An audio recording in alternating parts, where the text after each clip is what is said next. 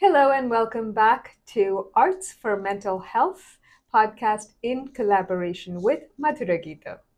And today in studio we have Dr. Komal Smriti, who is a life coach, leadership coach, and a relationship coach. And because there are a lot of credits to her name, I'm going to look down at my phone and I'm going to read it.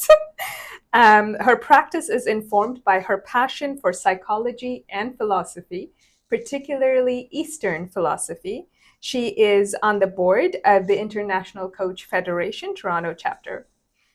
As an immigrant, a mother of two, a woman with a successful corporate career who quit her job, moved to a new country, went through a transformational personal journey individually and relationally. Komal speaks from experience when she trains and mentors others in relationships and professional lives. Now, I'm going to give you a little bit of an insight as to why relational coaching or what relational coaching and leadership coaching has to do with mental health. And to do that, I'm going to speak a little about Komal's life with her permission.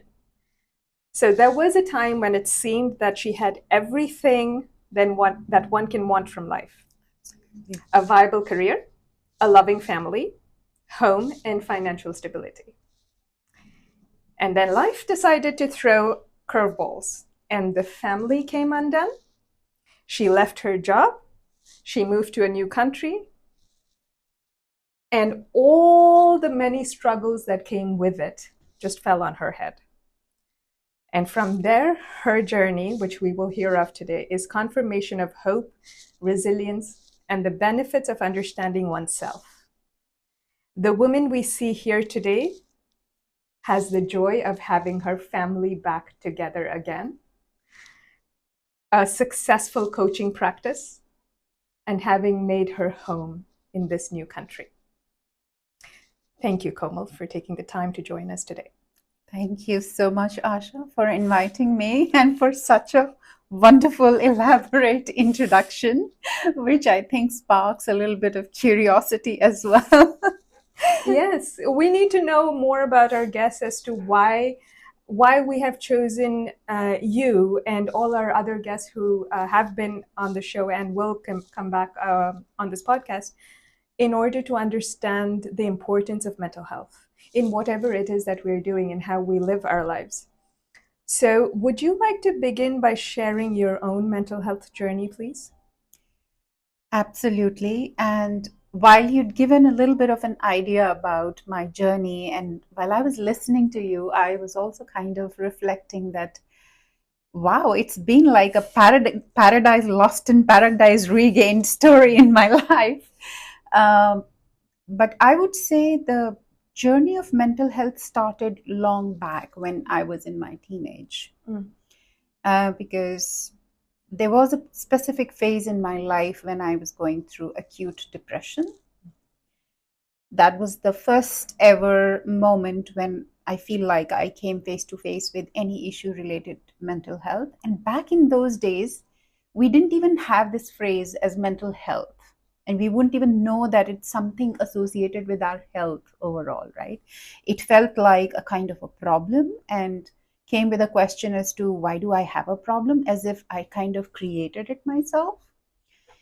And then after that period, I think uh, life went on. And then the second time when I really felt and came face to face with any kind of a mental health challenge was when I had my first baby and the postpartum depression. And thankfully, by then, I had a little bit of an understanding because my darling husband bought a lot of books for me. Oh, we are expecting babies? Here, read the books. And so through those books, I got to know like what exactly it is. So that helped me cope with it a little bit. And then again, life went on. But then, the pressures of being a mother and then being a working professional and then having the responsibilities of life and then Of course, never having taken a time to really go within ourselves and knowing like what are my personal aspirations and who I am really as a person. All of that mix kind of created a kind of a pressure bubble inside me, uh, which exploded one fine day. And everything seemed to be like going out of control, out of my hands, as if I have no clue where life is taking me. And then that was a period where, and a lot of people might call it midlife crisis too.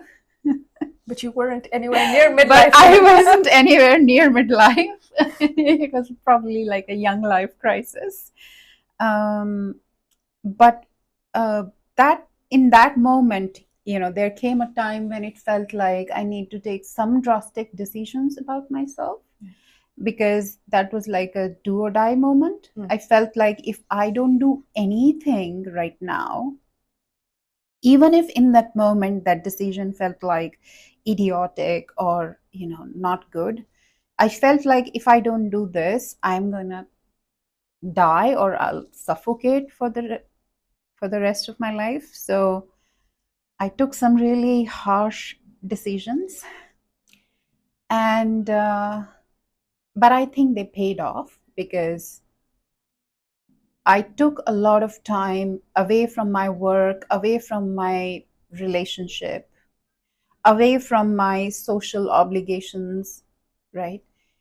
Away from a place that I called home, that gave me the identity I hold, which means at one point of time, I even stripped off myself from the whole identity that I carried. And it was scary. Yeah, of course. But I think it was totally worth it. Yeah. And then you moved here to Canada. Then I moved here to Canada and, started to find myself from the scratch, from the beginning. And I met some wonderful friends like you.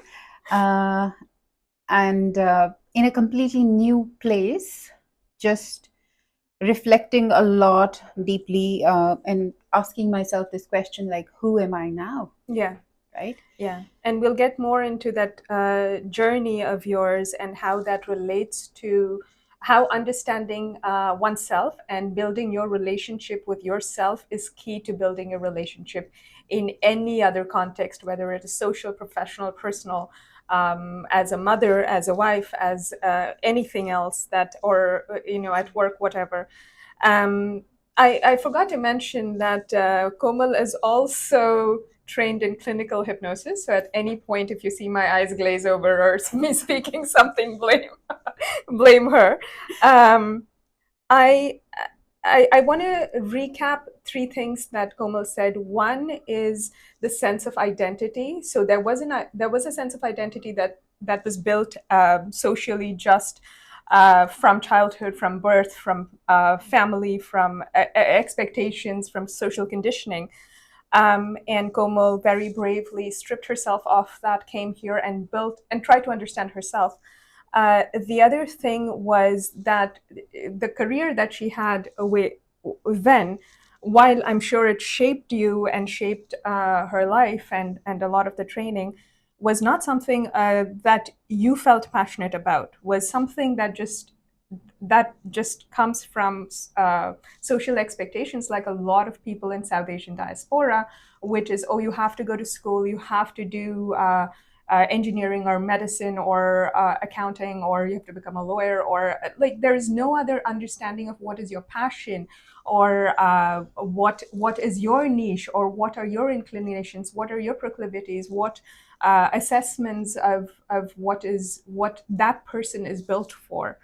And so this was not just a question, and of course the postpartum depression, and also something that we spoke in a previous episode is depression or anxiety or any of these health issues are not something that just comes from one particular incident.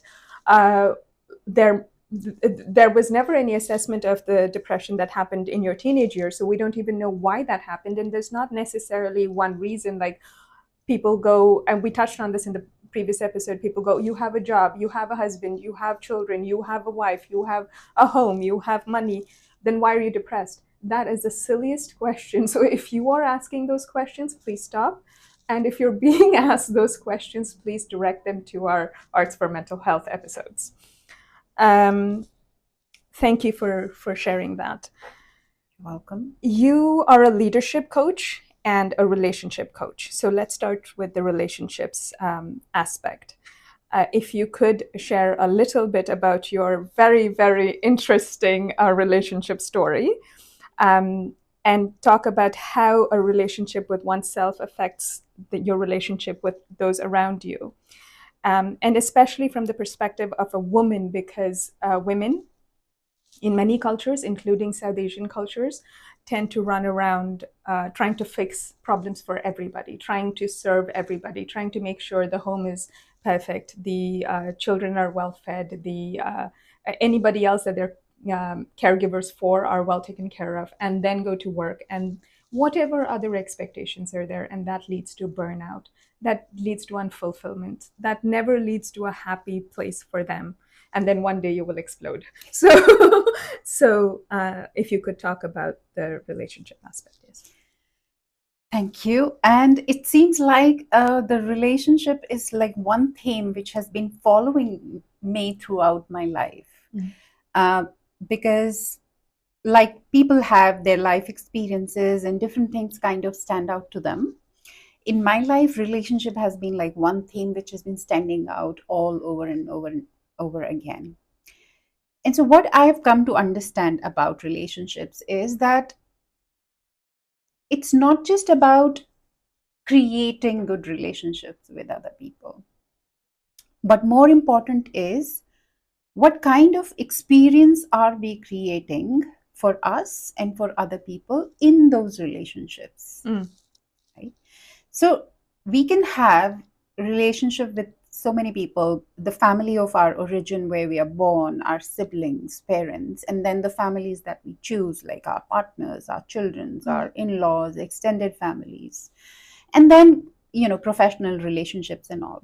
They will be formed because that is the social way of how humans live, right? And so how many relationships we have and how many people we have around us is not going to tell us whether they are like really successful relationships for us or not. What makes them really successful is how are we experiencing them and what experience are we giving people. So the quality of our experience as opposed to the quantity of relationships or people with whom we are interacting. Exactly. Right. And so that, I think, became so much clear to me. And another factor which you also touched on is like, what is our relationship to ourselves? Which means, how am I experiencing me? With a lot of people, it is the case that they would just spread themselves thin to give a wonderful experience to the rest of the world where everybody is singing praises for them. But at the end of the day, you're depleted, you're exhausted, you're angry, you're frustrated, or you feel like you've got nothing left in you, which means in order to serve other people, you have completely forgotten this one person who is the source of all of that. And you're emptying your cup without filling it. Emptying your cup without filling it, right? That in itself is a huge challenge. Yeah. Because in essence, only a happy person can really create happiness around, right? If you are not happy and content yourself, you can never give it to other people, right? So that is something very important. Right. And so the quality of our relationships with the world around us would absolutely depend on the quality of relationship we have with ourselves. Right. And how did you find that in your own life, your own very interesting relationship life? Taking a break, taking a break from almost everything, eventually becoming something, allowing myself to become something that I dreaded for the entire life, which means be a good person all the time, be a good wife, be a good mom, be a good everything, be a good daughter. And at one point of time, I said, I want to divorce. I want to be separate. Nobody would understand why. Your life seems fine. I said, whatever it is, for a moment, I am okay being that bad person. I'm okay being that vamp in my own life who's asking to divorce. And just I want to give myself that time. I want to, and so I really looked within myself, like, why is it so horrible to feel like you're being a bad person? Yeah. Nobody else was saying that to me, Yeah. but it was within my own mental narrative. Yeah. I needed to confront that. Yeah. So it's just to clarify, those were not things that she was or that anyone was telling her, but it is how we are brought up to Yes. see to say that, oh, if you're giving up something, then the onus is on you, and if you are the one who is asked for this divorce, then the onus is on you. So you must, what did you do, or what are you doing, or what, you are the one breaking up this family or whatever. And before we continue, I would just want to say, Dr. Komal Smriti has the unique privilege of being married twice to the same man. So we will, this does have a good ending and a very happy ending. But right now we're talking about the part where she exploded and a divorce was necessary. Until then, Yes. she found herself. So now we'll go to the story of finding herself. Yes. Yeah.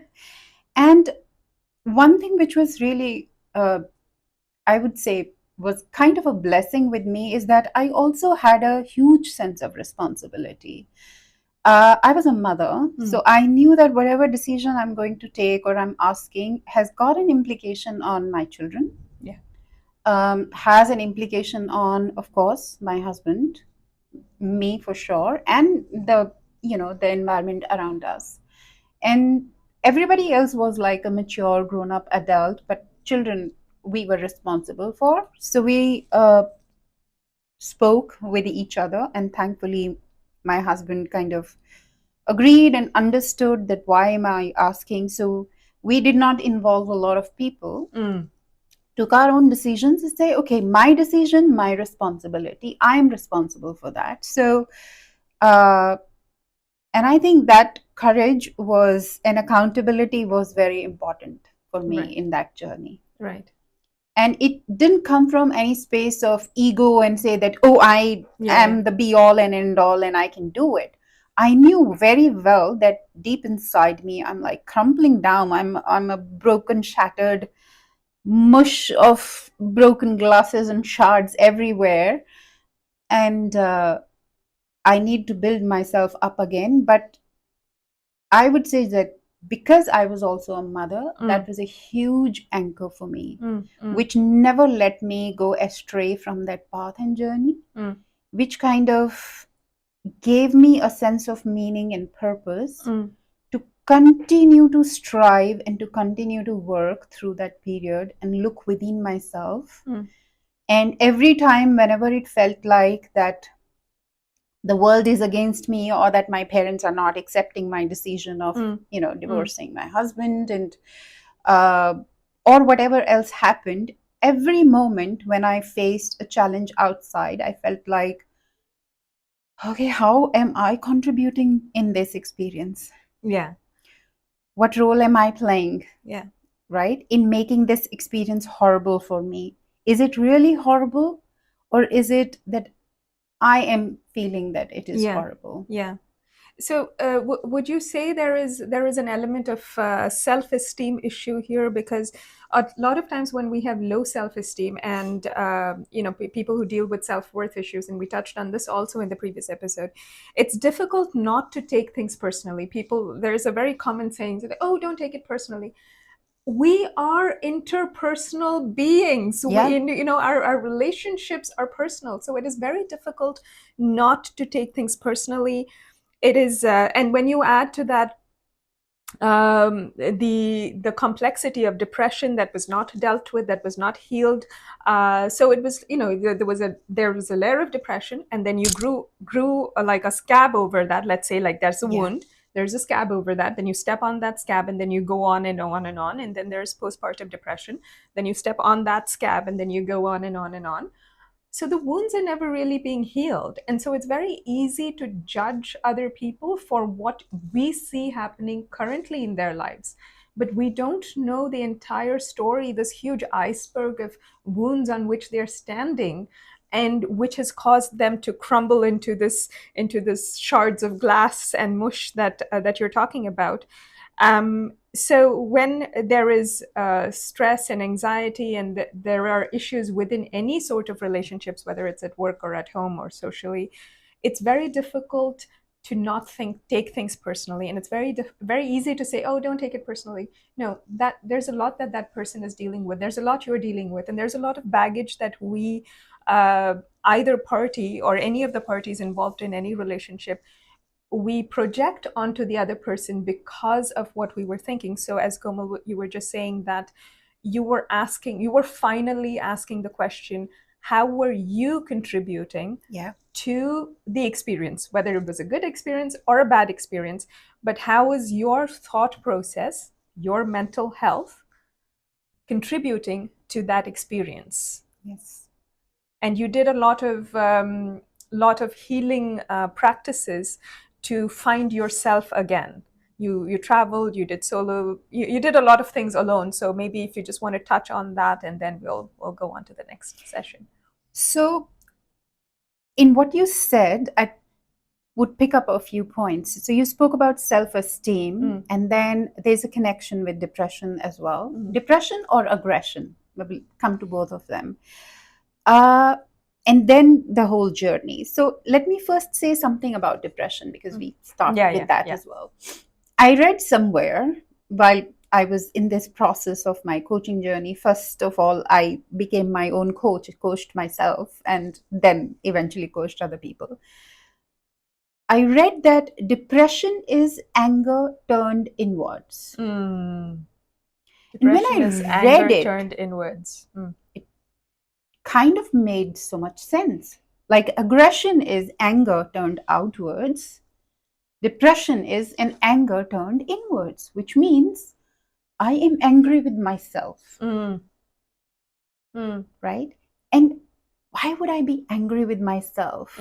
Is because I somehow do not know how to express that anger outwards without harming other people or without becoming that bad person, which I so do not want to be.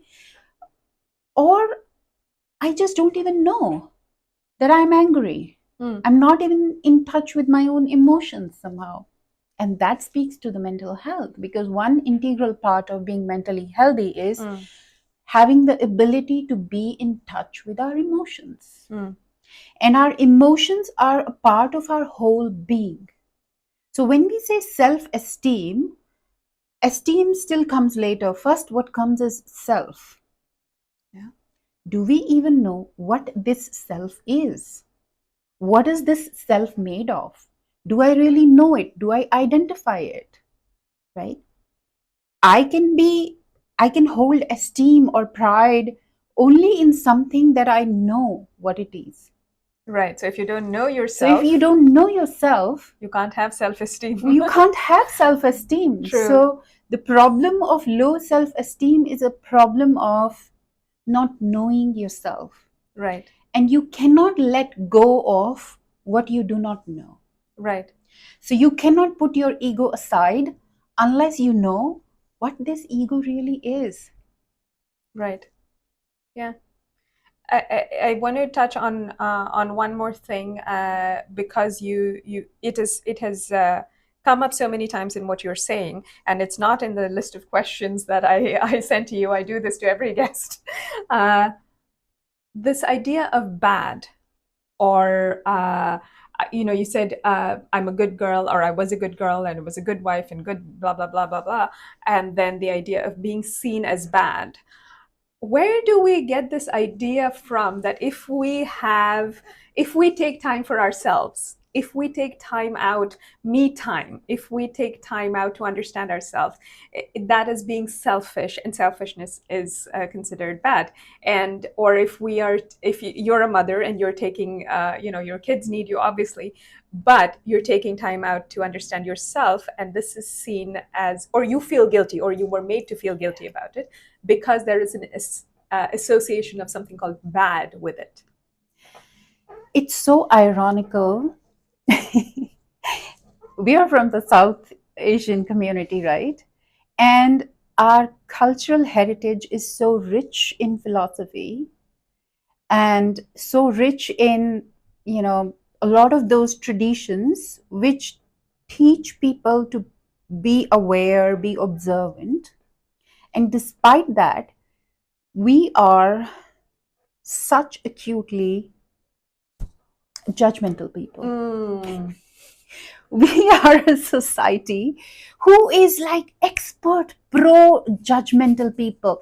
At the drop of hat, like we're going on the road and we just see somebody, we don't even know that person, but just the way they're dressed up or they're walking, we'll have like 1,000 opinions and declarations and judgments.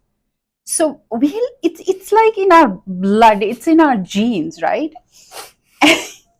And those judgments do not help at all. Because somewhere they, instead of holding us in a space of being the observer and saying like, okay, what is really happening here, let me have a look, it immediately pushes us to just make a decision quickly and just move on and type a label out there, stick the label on that person or on that circumstance or on the situation, so that we're not dealing with the main issue or the core experience at all. Absolutely. And another thing which I feel is something very specific to our societies is that, and I don't know when it started to happen, but we started to identify the value and worth of people more by a lot of external circumstances of where did they study, where did they go college to, what job do they do, what car do they drive, in which colony they have a residence, and how much they are earning, with how many times they go for foreign travels and trips and all of that. And just imagine, all of these things are very circumstantial. None of this is something that comes from within somebody's natural expression of who they are as an individual. Yeah. And these factors depend so much on so many macro factors. Yeah. Right? Economic shutdown has happened. Somebody's flourishing business went to a loss. This person will have such an acute sense of loss of their self because they've identified themselves by being a successful businessman. Yeah. Not as a person. Yeah. What is that human value with which we learn to identify ourselves is sadly not paid a lot of attention to. Yeah. So hence the idea of good and bad from what people label, as opposed to what is the core experience, or what platform of mental health is this person speaking these words from today, because these are also things that can change from day to day. Your experience is different. You were stuck in traffic, you came here, you're probably a little less happy than you would have been if it was a smooth ride, or there are so many other factors. And yes, being judgmental based on external factors, especially within the South Asian diaspora and culture, is very predominant. And also the way we look based on skin color, shadism is still a big thing in the South Asian culture. A lot of these factors. So thank you for touching on that.